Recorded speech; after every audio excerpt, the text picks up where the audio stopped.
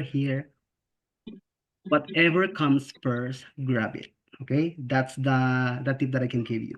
But if you have options like J1 or H1B, go for H1B because wisely, H1B is better than J1. Okay, so as what I've said, whatever comes first, grab it. So coming to the US as a special education teacher without any experience, but I have experience teaching students with difficulty in reading, with difficulty in mathematics, with difficulty in writing. Those are the learnings or experiences I had before. Then I told myself, na, if I'm gonna be facing students with like disabilities, I know everything can be learned. I had no experience way back in the Philippines, like teaching special education.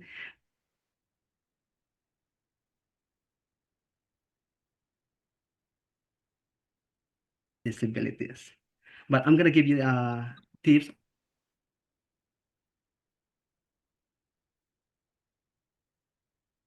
How did I overcome them? Okay, the or I will be giving you understanding about American culture in an educational setting. So because we are all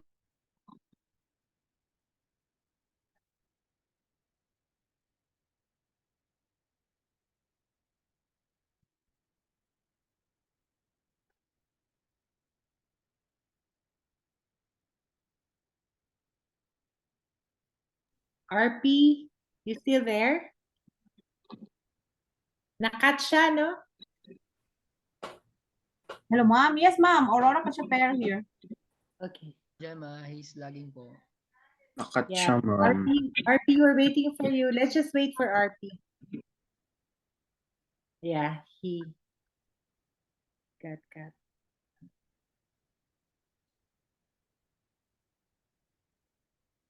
So I'm trying to record. Let me see.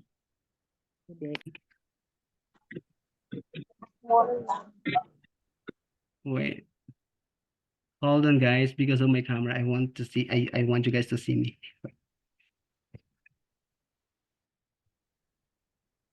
Am I audible, po? Yes, we can hear you, but we can't see you. Oh, yeah, my camera is off. Sorry. There you go.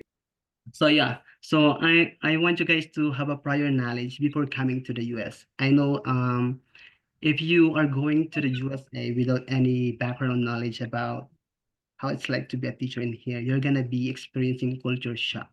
So this presentation is really important for you guys to get an idea or prior knowledge before coming to the US, okay? And it will also help us to, to become an effective teacher in the future when you get the chance to be teaching here in the USA.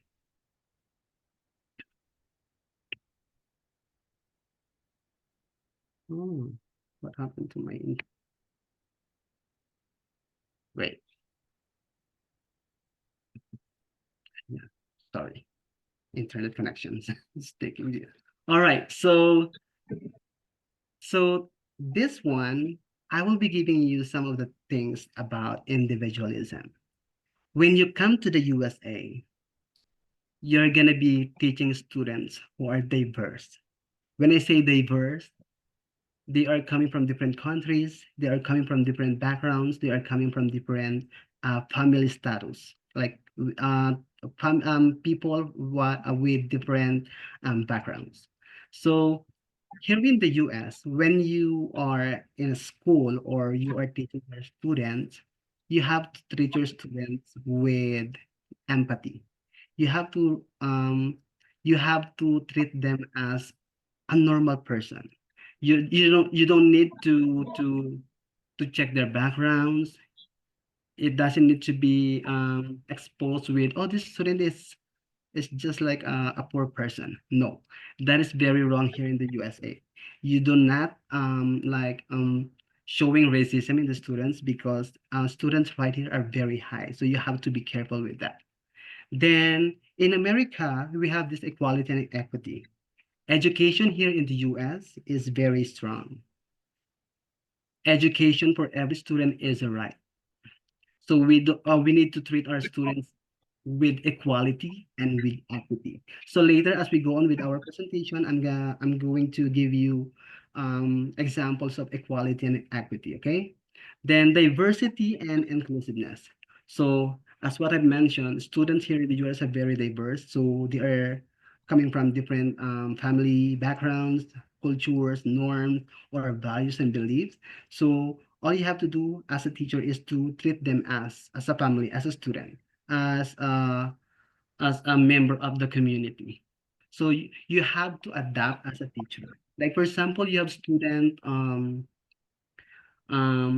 China, you have student from Colombia, you have student from Mexico. So you have to know your students well for you to help them to grow and to learn inside of your classroom.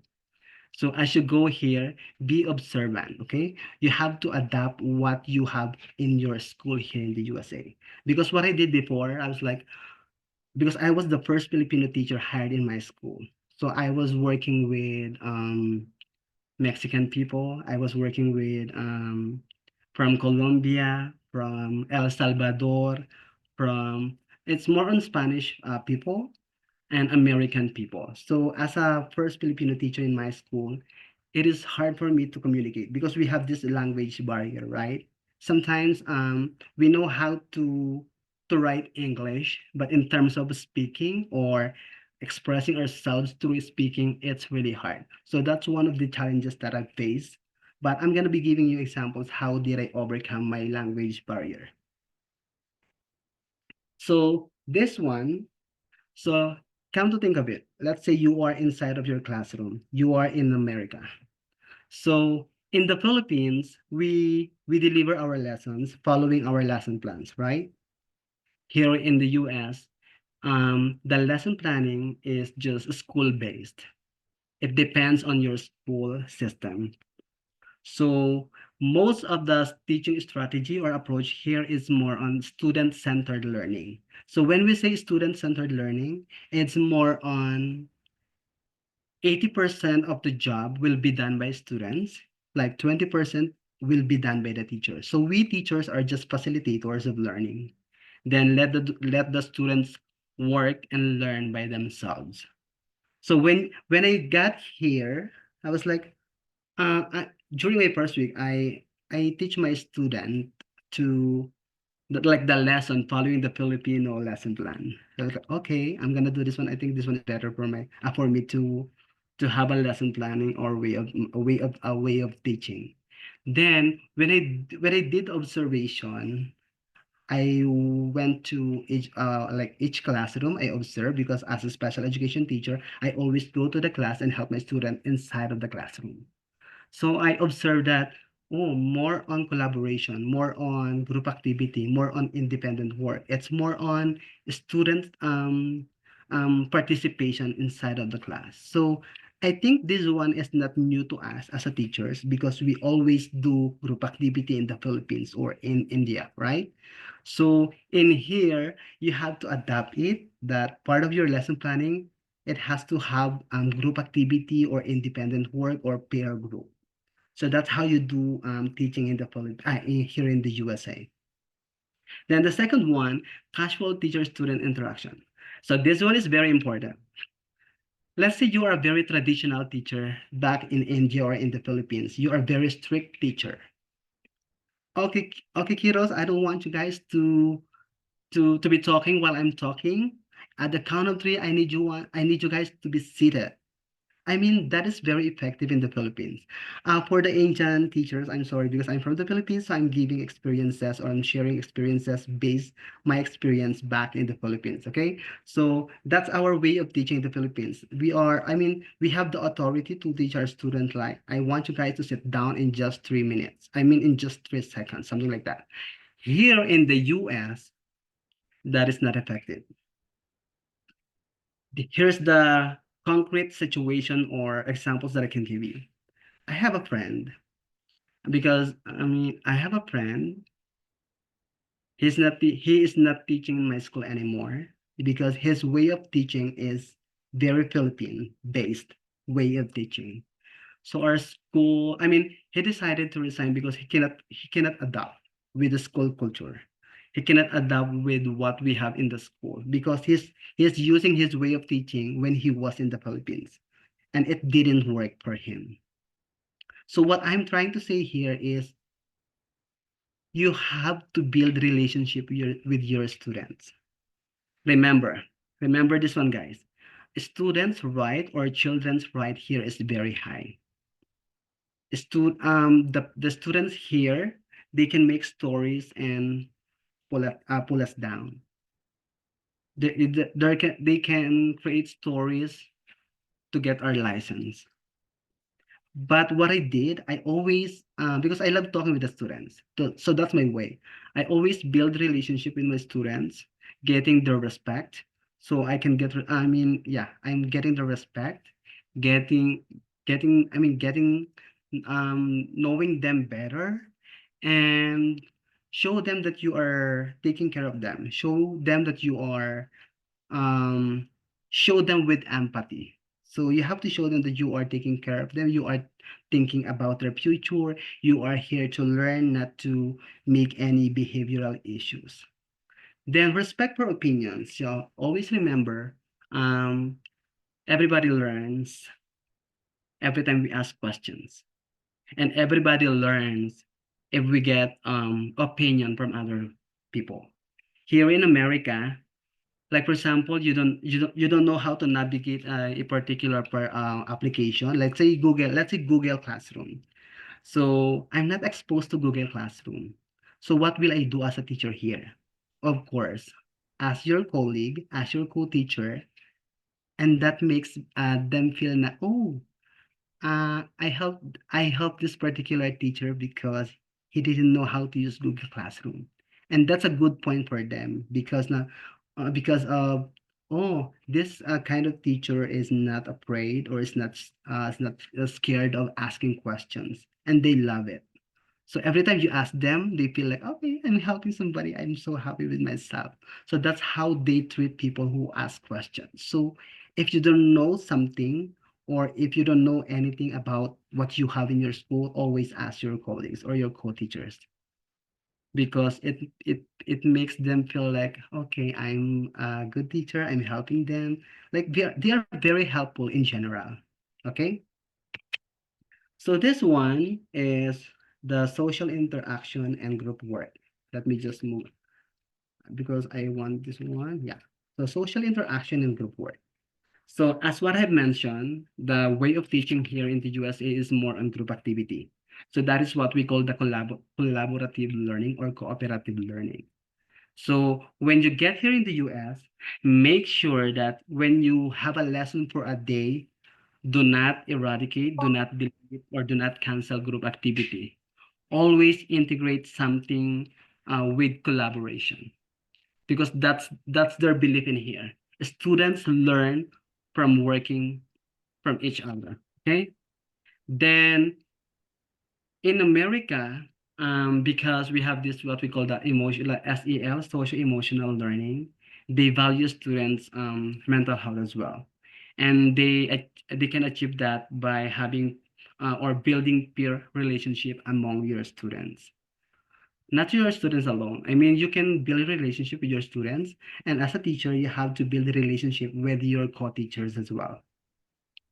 All right. Then conflict resolution. So this one, as what I have said a while back, we always learn from asking questions. We always learn from getting opinion from other peers or from our peers or other co-teachers, because that answers the conflict resolution. So we should be open-minded. We should extend ourselves. If your co-teachers need help, offer yourself if you can do it. So what I'm trying to say here, if you can help your colleague, because that's our one way of um sharing our culture as well. So in the Philippines, we are known being hospitable. We are known being friendly. So that is one way of building relationship with your co-teachers. So that is really important. I'm gonna be giving you one example. So I have a lot of friends in social media. I have met some Filipino teachers who did not get renewal from the school, and they told me like, because I'm very shy type of person, I don't collaborate with my colleague. I always just stay in my room. If you do that, the administrators or administration will think that this teacher is not working with other people. It's just like it's not existing in this school. So what I'm trying to give you is you have to socialize with your co-teachers. You have to socialize with your administrators. If you have activity in school about, let's say, Mexican celebration, something like that, integrate yourself, engage yourself, join them, because it's one way of supporting their culture as well. So when we have celebration for, because as J1 teacher, we are required to do cultural activity. So every time we do cultural activity, we can easily invite them to come and join us. So it's one way of, building relationship with your co-teachers. The next one is role of technology. I have a question, guys. Are you guys aware of using laptop? Are you guys aware of using Google Classroom? Or are you guys integrating technology in your classroom back in the Philippines and India? If you guys do that, that is your advantage or edge. Because here in the US, every student has Chromebook or laptop. Each classroom has computers. Each school provided Chromebooks for our students. And most of the teaching method that they do here, it's more on computer based. Like for example, I'll give you an example. Let's say I'm an ELA teacher, English teacher. Then I have my topic is about writing an essay. So aside, I mean, like for example, you allowed your student to write an essay in a piece of paper. In here, Miss, can I just use it? Can I just use my computer to do my thing because I can do it better using computer. So Course, it will be set first moments happen with you. We are now ready to depart for is there a question? Ah, am I audible po? Yes, sir. Yes, sir. We are So let's audible po. continue. So what I'm trying to say, if you have knowledge in navigating laptops, computers, something like that, Google Classroom is our main application for online classes.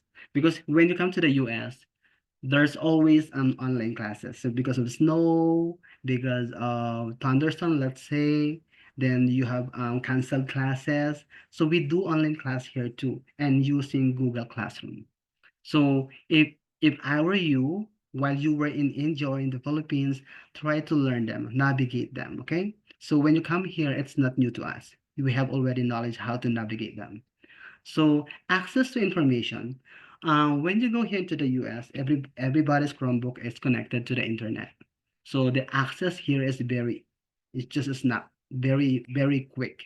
So like for example, okay, I want you guys to go to the YouTube and search for this one, then watch it, then give me an explanation after you watch it. That's how you do it in the Philippines, here in the USA.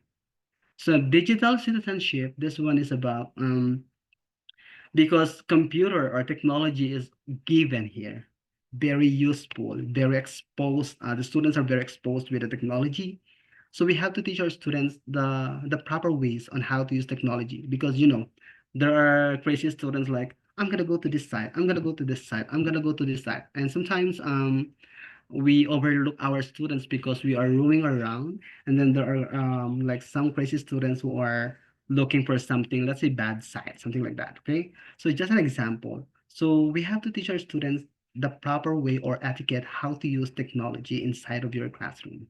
So remember, as a teacher, we have the power to manage our students. If you have classroom routine, if you have classroom rules, and you follow the school rules, that will help you to have a good classroom management, I would say. Then, wait, hmm, is my PowerPoint moving? yes, sir. Okay, I cannot see. Wait, it's not moving on my part, wait, on my end, sorry. Wait, it's not moving to my on my end. Let me just. what happened? It's there you go. My bad. So here, this one. So this one is very repetitive in me. So I always tell you guys that building a relationship with your co-teachers is one of the best methods for me to get familiarized with the school culture, with a student's environment, like how the school work with the student, how teachers work with their co-teachers, and how administrators work with the teachers. So that's my one way of Protocols are meant to ensure compliance to the existing regulations. that's my one way of integrating or engaging myself to know the school's environment and culture. So this one, adapting curriculum. So this one is very important, most especially if you are teaching special education students, adapting curriculum. Let's say in your class, let's say there are two students from Colombia, and most of your students are like American people. Then how are you going to let your student, like the two students feel that they are belong in your classroom? So through integrating curriculum, like for example, your topic is about writing an essay again. Then you give a topic to your students about Colombian history. With that, you are integrating curriculum at the same time. You are letting these two students feel that they are part of the classroom, that they are part of this community, that they are part of this um like class. Okay, so doing that, that is also one way of getting our students culture and integrating them in our lesson every day. We are also giving them idea about our culture as well. So that's your turning point to share as well. Then the next one is encouraging family involvement. So this one is very common because we do this one in the Philippines, even in India. All teachers are making communications with their parents because we all know that parents are our partners in in supporting our students in teaching them, and it is very important to have communication with the family or engage the family in your activity to know the parents, because if you have communication with the parents, you will know the background. Oh, that's why this student is acting this way because the family is like this. Oh, the students are misbehaving in my class because the parents are like this. So having communication with the parent is one way of communicating, building relationship with the parents. Then if you get the students, the parents support, and you get their interest as well, you are like a partner working with the children. How these students can learn from us. Okay. Then this one, as I've said a while back, that America is a very diverse country. You're going to be teaching students from different countries. You're going to be teaching students with different backgrounds. So for you to get familiarized with them, you have to know your students' background. Okay, oh, I have students from Mexico. I need to know their background. Oh, I have students from Thailand. I need to know their culture. So like one of these days, I'm gonna be integrating Thailand's like story or Colombian story, something like that. It's better, or it's given for us teachers to know our students well. And that's what I do because I have a lot of students who are misbehaving inside of my class. Then when I met the parent, then I had a conversation. Then I was like, oh, okay. So that's why my student is always sleeping in my room. Yeah, always sleeping inside of my class, then not doing his work because that student is actually experiencing like the family are like broken family. So see, if you get a chance to know the family, the parents, the student's background, we have the idea why the students are always absent, why this student is always sleeping in my room, why this student is not doing work anymore. So there's a lot of reason or ways for us to have an idea and get to know the parents. Then the second one, the culturally relevant curriculum. So this one is just like integrating curriculum or standards or integrating topic that will encourage or get the interest of your students. So language diversity, this one is very hard. Listen, so I am teaching in bilingual school. So my school is teaching dual language in English and in Spanish. Then I'm a Filipino teacher who speaks English only. I have no choice but to speak in English, even it's really hard for me to speak English sometimes. Then I have a student, special education students who can't speak English.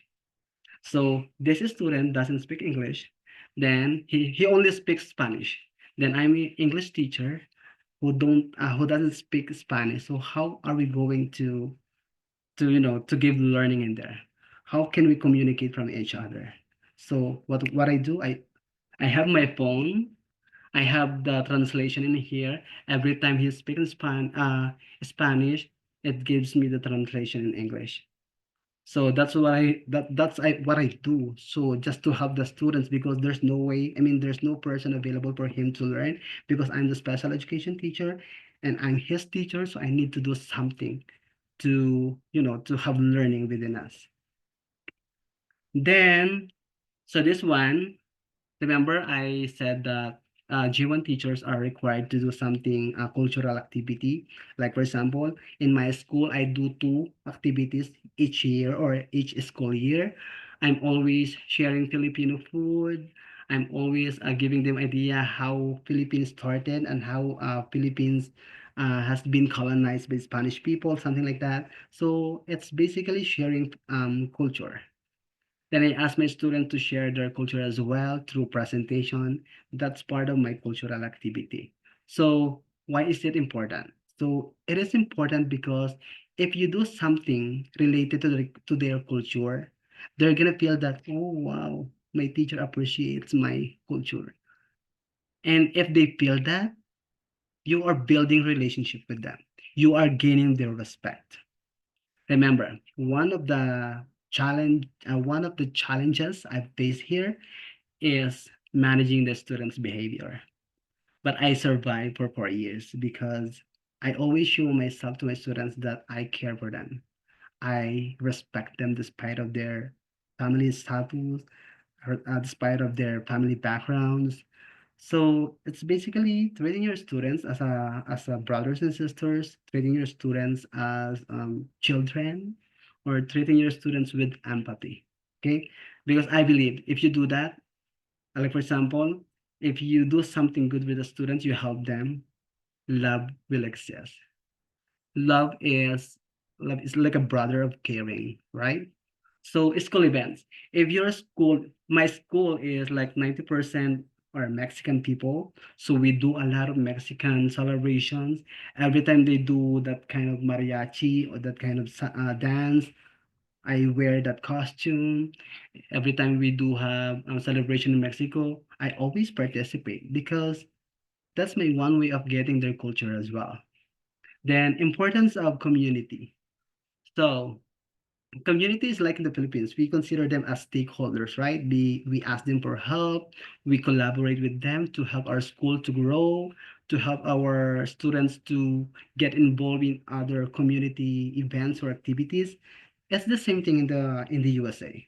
So you have to build relationship with the community because in the future, or your student needs something to be engaged in. Like for example, part of your IEP goals is to teach students to be a businesswoman or businessman. So if you know the community next to your school who is selling something, so you can go there and visit and share the scenario in there. So that's why building relationship with the community is really important. Then this one. So I'm gonna get your questions after my presentation, okay? So if there are beautiful things happening in the USA as a teacher here, there are challenges that that you will observe, that you're gonna be experienced. Number one, there is the cultural stereotypes. So way back to my story, I was the first Filipino teacher in my school. Then I have a small eyes. Then when I get to my first class during my first school year, I introduce myself. Then my students are, huh? Huh? Why are you guys laughing in my mind? Because my accent is way different from theirs. Are you Chinese? Are you Korean? No, oh no, no, no, no. So I introduce myself to my students.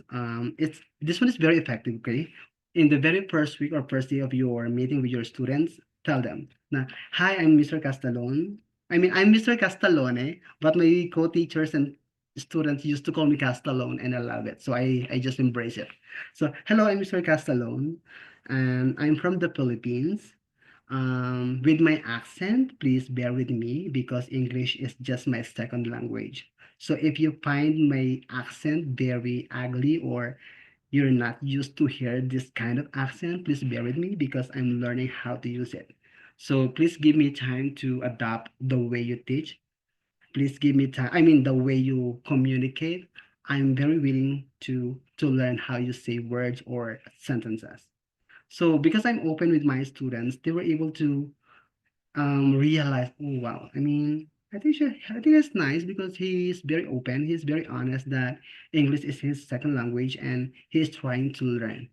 So that's how I started and gained the respect of my students. Every time I commit mistake, they don't laugh anymore. They are trying to understand my way of speaking. So that's my piece of advice too when you get to the US because students are used to listen to the people with good accents, the way they talk, and having a teacher with different accent is like, huh? Are you a teacher? Something like that. So those are the real or concrete experiences that you will experience as well. So be open-minded with that, okay? Then equity and access. This one, I mentioned this one before. So when you go to the US, I'm a special education teacher here. I have a student. I'm gonna be giving you a very concrete example. So I'm a student. I'm a teacher teaching a special education student. Then I have a student like asking for help. Hey, Mr. Castellon, I need your help. You know what?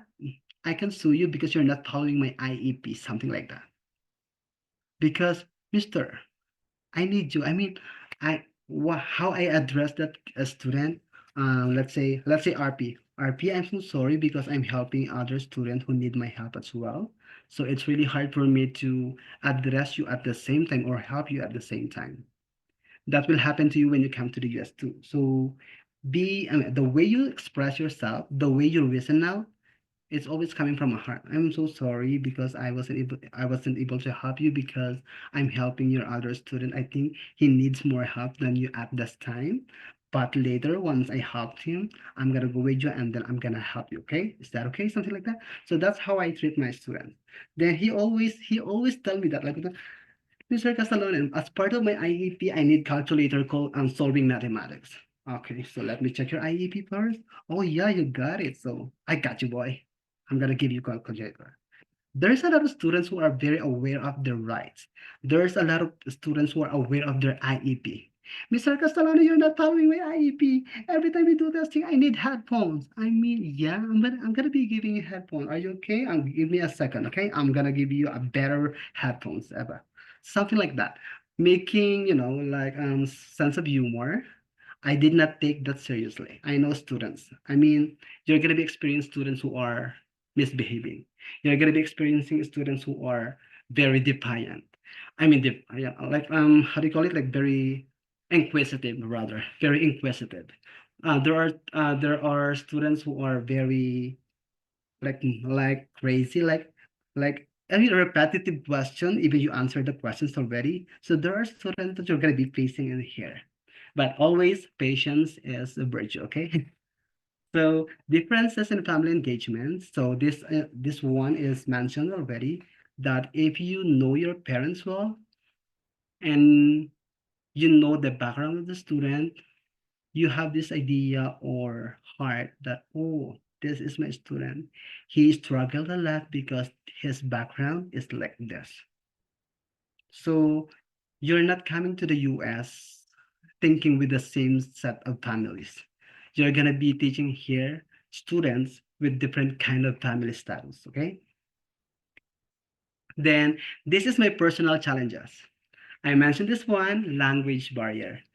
I know in the Philippines, we know how to speak English, we know how to write English, but we are not used to speak English every day. Am I right or am I left? Just kidding. So, I mean, we can write English fluently, but it's really hard for us to speak English fluently, right? So that's one of my challenges. But what I do, like this. So remember, my student told me, huh, what kind of accent is that, Marcos Salon? Something like that. So what I did was like, I always memorize such phrases, how they deliver it. Like for example, um, like the very slang way, you have to adapt it. Like for in the Philippines, good morning class. So you have to level up your diction. Good morning, class. So every time they deliver a specific phrase, I always imitate it. I do it practice. Practice makes perfect. So that's my one way of developing myself to avoid this language barrier. Still, I'm experiencing difficulty in speaking, but when you do it, like I'm doing it for 4 years now, so I was like, I can see the improvement in me. I can see the improvement made my like the fluency of my English because before I go, high class, get one piece of paper and get your notebook. That's how I speak before. Then I started learning it, so it's kind of like speedy already.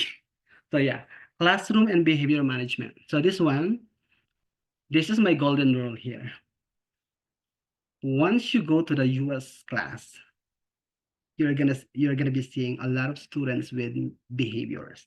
That's one of the that is one main problem that you're gonna be hearing in social media or seeing, and you're gonna be experiencing here. But what I do, I always observe my co-teachers how they address or communicate with the defiant student, with the struggling student, with the misbehaving students. I follow what they do. Then I do it in my class. Then I always do my classroom rules. I always ask my students, okay, class, we're gonna be having our classroom rules. What do you want to include and what do you want to exclude? Something like that. Then I always integrate the school rules into my classroom rules. So like for example, okay, I'm gonna be giving you rules. If you misbehave in my class, I'm gonna be asking you to stop it. One, then on the second one, I'm gonna talk to you outside. On the third one, if you did it again, I'm gonna call the office, and then I'm gonna send you there because that's our school rules. So I always follow that one. Then this is the very important thing that you need to go put in your mind. Now, every time you have students who are very defiant, very inquisitive, very misbehaving inside of your class, then do not say, please shut up. Do not say the word shut up here because that is something bad in here. So I did it once. I was like, wow, what did I say? I just said shut up, stop. So that Mr. Castello saying shut up here is just like, it's a bad word in here. So you have to be careful with that. Then if you want to talk to the student, do not talk to him or her inside of your classroom. Go out of your classroom, then talk to student outside. That's the proper way of addressing the students defiant student inside of your classroom. Then this one, gaining students respect. So this one, I believe it's always depends on us as teachers because we have our own different ways on how to deal with the students, how to communicate with the students. It's always up to us. So always make wise decision, okay? So I mean, if you want to get respect your students first, okay? Then the next one is homesick. This one, I'm living in a world where I don't have friends. I'm living in a country where I don't know anybody in my neighborhood. So what I did, I just do blogging, I just do making friends in social media, in engaging myself into like this one, doing presentation in some of the school who invited me, something like that. And I mean, there's a lot of ways to TikToking, vlogging, dancing, something like that. There's a lot of way. But when you go to your classroom or to your school, make friends with your colleagues because that's our one way of getting out of the boredom. Okay. Then driving skills transportation. Here, um, driving skill is not mandatory. It's not required because until now I don't know how to drive. I have a service or what we call the carpool. I just pay them like a month, like monthly, something like that. But this one is not mandatory. But when you come here to the US, it's a big help if you know how to drive. Okay? But you need to buy a car. But anyway, getting a car is just like a piece of phone. Like in the Philippines, if you want to buy a car, it will take 1 week. In here, if you want to buy a car, it will take in just an hour. So that's how you do it in the USA. So this is the second part. I mean the last part. I'm gonna be giving you tips on how are you going to be like successful teacher in the USA. Okay.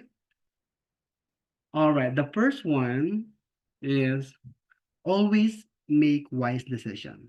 I'm telling you this, we are all teachers, we are professionals, we are educators, we know what is right and wrong. So if you think that particular thing will put you down, cancel it.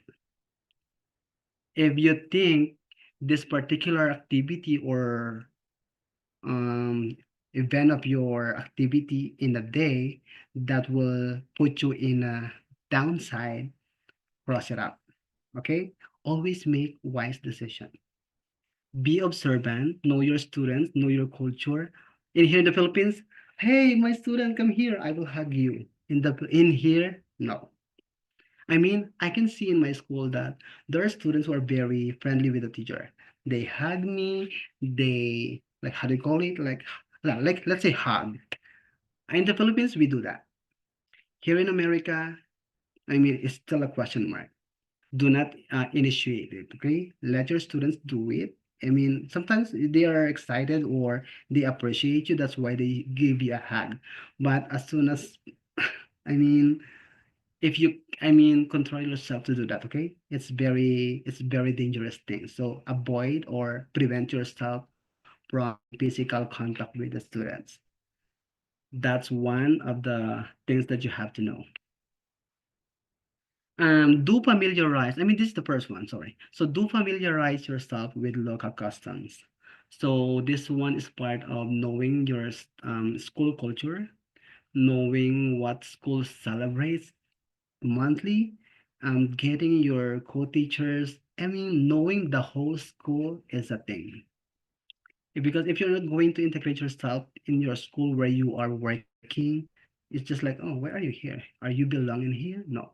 So engage yourself, integrate yourself, and always work with your co-teachers regularly, like harmoniously.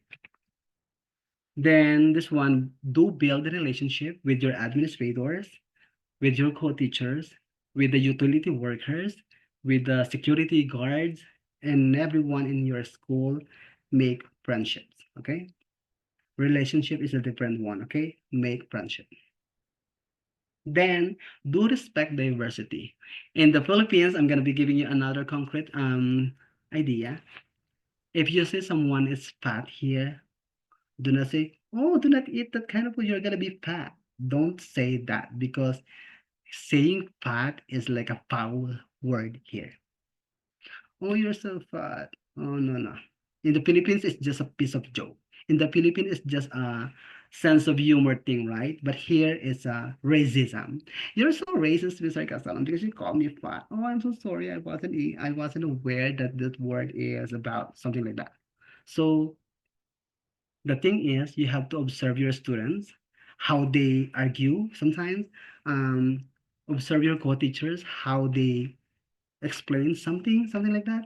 And like for example, oh, hey, you called me fat. So hearing your students arguing with something fat, then you know what to do. Okay, I'm not going to say fat anymore because they are. It's a foul word. So So the key point here is observe your school, observe your students, the way they argue something, the way they communicate with everybody. Then do be prepared. So this one is very common. I mean, it's a sense of accountability. Do not come to school not prepared because we do have observations here as well. And our school, each classroom has camera. I mean, not all schools here, but my school, each classroom has camera. So everything you do in your side. But in my school, I always do TikTok every morning. And my principal told me like, "Hi, Mr. Castellan, I always see you in the camera. You're always doing TikTok." And that's fine for me for as long as you don't do TikTok with your students, okay? I got you, mister. So, I mean, giving me that kind of words from coming from the principal, it's like, oh, he did not scold me. So it's like, because I got their respect already. I mean, they know me better. That I just do TikTok for fun every time I'm bored. So I always like every morning I always do TikTok. If you add me on Facebook, you're gonna be seeing a lot of TikTok every morning because I always go to school very early. I have like 30 to 45 minutes free time. I always do TikTok, and that's fine for the school for as long as I'm not dancing with the students.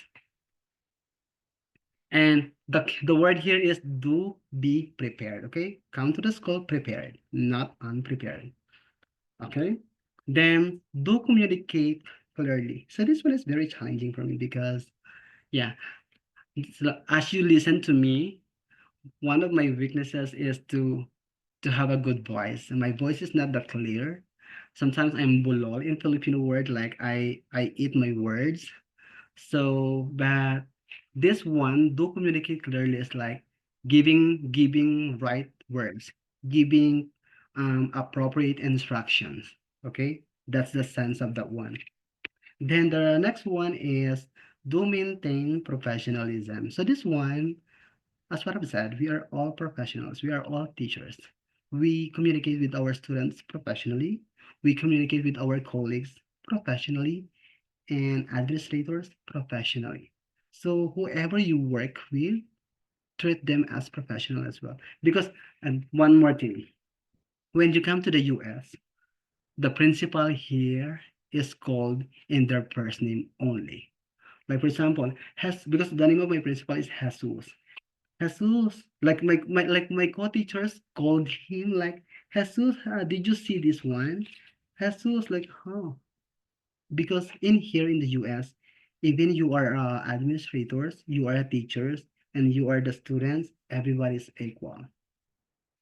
So one thing I experienced before, like I have a co-teacher, then the assistant principal in our school was called like, "Hey sir, I'm just explaining myself." Like he just called the assistant principal with the sir, and he got like, "Oh, it's not it's a foul here."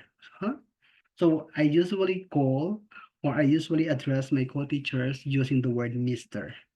If I were you, use Mr. Like for example, Mr. Castellon, Mr. Gonzalez, Mr. Moncada, Mr. Always Mr. and Miss and Mr.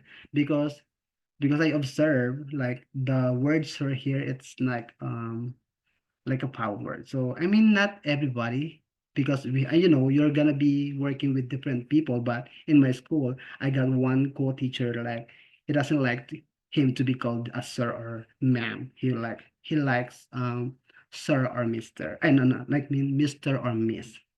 Okay. Then do encourage students participation. This one is part of your classroom management. If you guys are implementing collaboration in your class, that's a good job. So if I were you, if you're gonna be working here in the future, always have group activity inside of your class. Like group reporting, group project, yeah, project-based learning, they really like it. Then do seek help and resources. So this one, if you need help, always ask for somebody. I mean, ask for help. If you don't know who's gonna help you in there, right? So you have to ask your co-teachers, your admin. It's always a good thing to ask questions because that's how we learn as well. Then do embrace technology. Yeah, that's my tip. I told you if you are literate using like social media, Chromebook technology integrating into class, that's your edge. Then do engage with parents. So I mentioned this one before. It's always a good thing having good communication or relationship with the parents. Of course, if there are negative points, there are positive points, there are negative points to consider as well. So in here, do not assume homogeneity. So this one is about do not treat your students like they are the same people, like they have the same ability, like they have the same strength. No, you are dealing with 20 students and everybody is different. So they have their own needs. So you have to put in your mind that you are not thinking a group of students with the same level. Okay, so you have to treat them like this. You have a student who are you are capable of doing something. You have students who are capable of buying something. So it's like know your students well. Then do not use jargon or slang words. So this one is a matter of giving clear instructions, giving clear or words that is easy to understand. Okay. Because in here, like, what do you mean by that, Castalon? Because in the Philippines, right, if you are gonna be talking English with hypolluting words, you are smart. But in here, no, they don't care about the grammar. They don't care about your words. So yeah, if I were you, just use the simple one to express your ideas. Then do not criticize the educational setting. Here's the thing. We are entitled to give our opinions, but when you work in one of the schools in the USA, what you have seen in there, what you've got in there, embrace it, okay? You are not entitled to raise something that you want to change because you don't like it, no. So once you get here, try to observe, try to adapt, then try to work on it, then embrace it. That's how I do it. Then do not overlook classroom management. So sometimes we like if you have classroom rules in your class, you have 20 classroom rules, and even you teacher cannot follow it. So try to minimize it. So what I'm trying to say is if you're gonna be making rules, it's just like 1 to 5 rules, then do it. That's doable for us teachers and students as well, and easy to remember, right? Then do not avoid difficult conversation. This one is about if you see someone arguing inside of your class, okay, they're just playing. Okay, I don't mind that student. But what will happen? Like for example, you ignore them and they're having difficult or they are fighting already. Then you are the teacher inside of your classroom. It's your responsibility. So if you see someone's throwing or exchanging bad words, be someone to stop them, be someone to help them. Okay. Then do not, this one is very important. I'm telling you this. This one is based on my experience firsthand. Do not isolate yourself. If you are a shy type of person and you always stay in your classroom for the whole day without conversing, like having conversation with the other teachers or students, it's a bad idea for me because the school administrators will think that this one is not existing in our school. So I think we don't need him or her in our school. We do not give him or her renewal. So do not isolate yourself inside or for four corners of your classroom. Always engage yourself in your school activity, collaborate with your co-teachers. It's okay working alone, but not every day. Okay, do not isolate yourself. That's the real experience I can tell you guys. Do not. Because they're gonna be thinking that you're not existing here. Okay, we don't need you. So do not neglect professional development. So because in here, if you attend seminars, you're gonna be paid. Like in the Philippines, if you want to attend training, you're gonna be paying, right? Here, if you attend training, you're gonna get money. So it's not a bad activity. So okay, I need trainings because I need to earn money. But not all the trainings are paid, okay? It's selected as well. So but the good thing here, every time we do have trainings which are paid, our school administrators will always inform us, okay, we have this training and you're gonna be paid $150. You're gonna be listening for 2 hours. That's a big money. $150 in just 2 hours listening to the speakers. I'm gonna grab it. Number 8 is do not assume all students are the same. So this wasn't about homogeneity, the one that I mentioned. So it's about treat your student, most especially if you are a special education teacher and you are dealing with students with disabilities. Each of them has a different level. So be creative, okay? Then do not talk down to the students. So like in Filipino, I'm gonna be like in Filipino, like namamahiya. In English, do not put your students down. Like you're not learning here anymore. I don't like to see you here. Go back to your class, something like that. Do not have conversation with your student in that way. That is a foul in here. Because remember, students right here is very high, okay? Then the last one is do not be afraid to share your culture. So this one, because when I was in the Philippines, I already built my confidence. So I was exposed in the Philippines to talk in front of the teachers. I always served sometimes as resource speaker in our school. So that really helped me to develop my self-confidence. So when I moved here, every time we have like seminar like LAC session or professional development in our school, I always participate.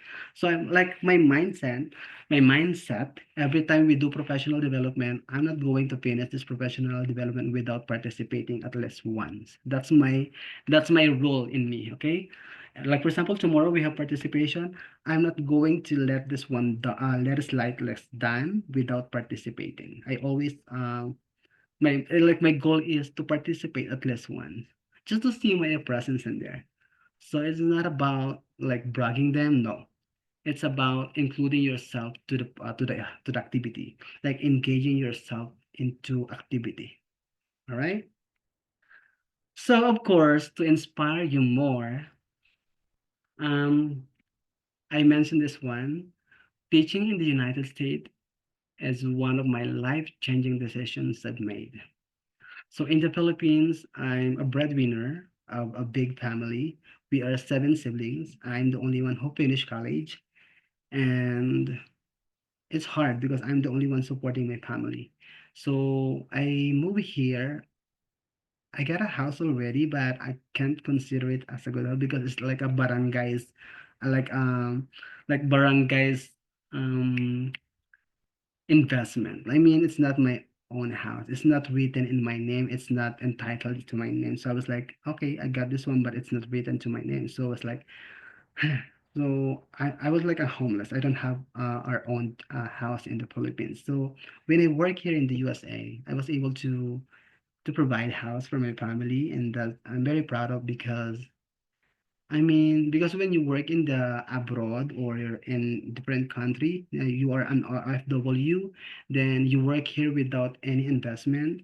They're gonna tell you like, huh, what is that for? You work in the US without any something that you provided or something that you bought for yourself or your family.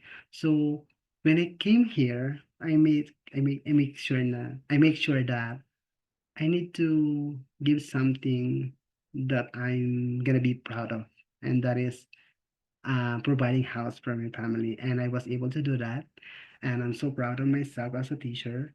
And yeah, aside from having investment, something like that, I was able to meet different people from different countries like that.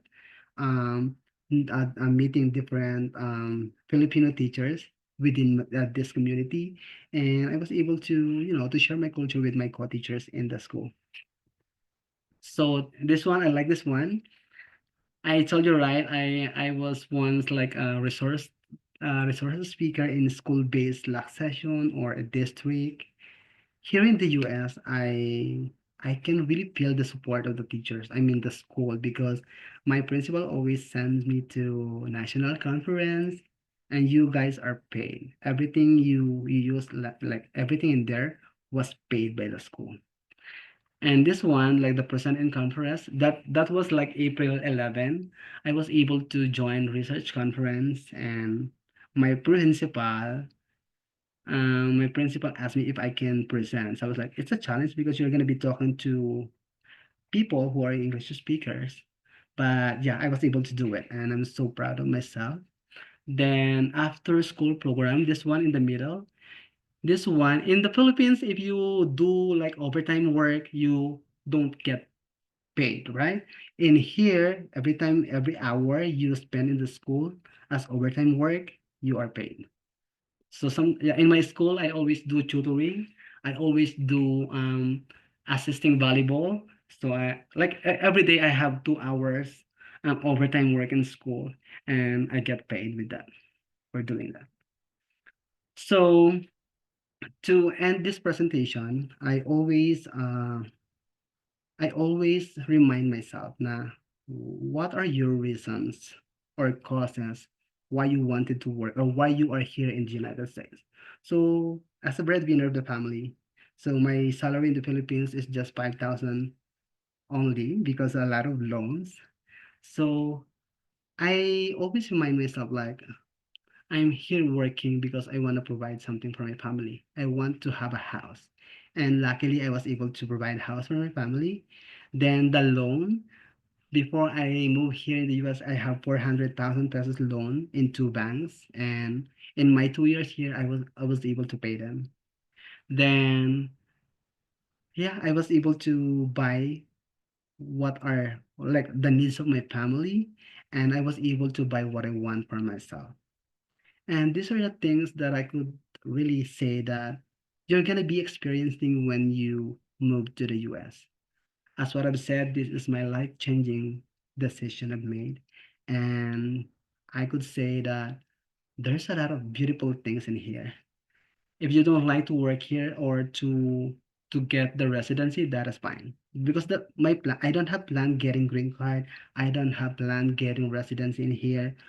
I just wanna get this opportunity and provide for my family.